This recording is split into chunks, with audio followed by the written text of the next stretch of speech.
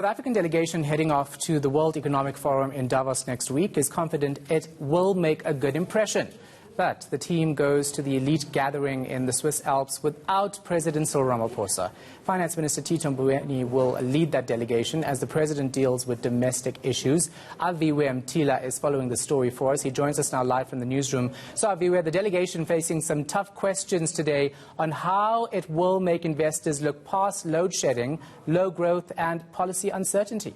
Well, certainly, Shahan, we have a country that's basically going to Davos to beat the country's drum amid tough economic headwinds. We do understand that key indicators have suggested that this year the country won't grow more than 1%. We also know that we have a high unemployment rate, a looming jobs bloodbath. We heard yesterday Telkom as well as Massmart earlier on in the week. So it was quite interesting to hear some of the strategies there from Finance Minister Tito Mboweni as well as Trade and Industries Minister Ibrahim Patel. Basically, they said today that they'll go into Davos looking at what has happened since the last year. We heard political stability was one of the key issues, which they say we just had elections, and in fact we had smooth elections, so that's one issue out of the way. The other issue, of course, was basically the strides in the ease of doing business, saying that they have actually eased the red tape around doing business and are looking, in fact, to do more on that. So they're going in confident that they will be able to lure in some investments.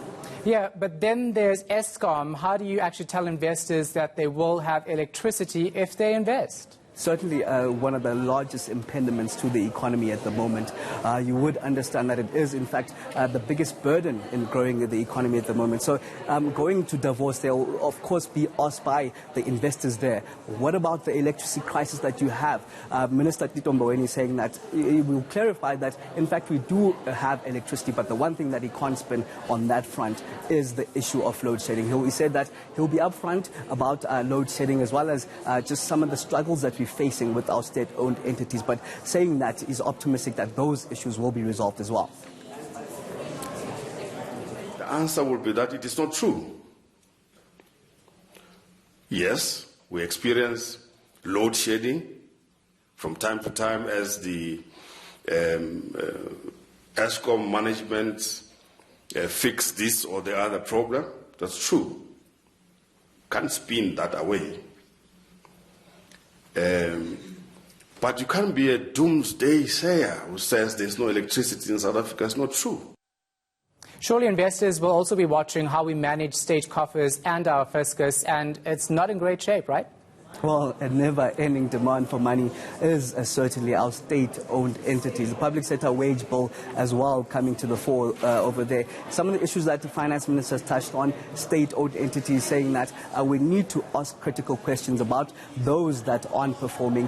What are their plans? Do they plan to go on cab to hand, in fact, to the government time and again, or will they be able to have sufficient business? But let's listen again on what the minister had to say on that. Wherever there are large projects, watch out for corruption. Huge amounts of money, thieves, rats and mice thrive. So we must be vigilant about it. Otherwise, this poses a huge threat to our fiscal position.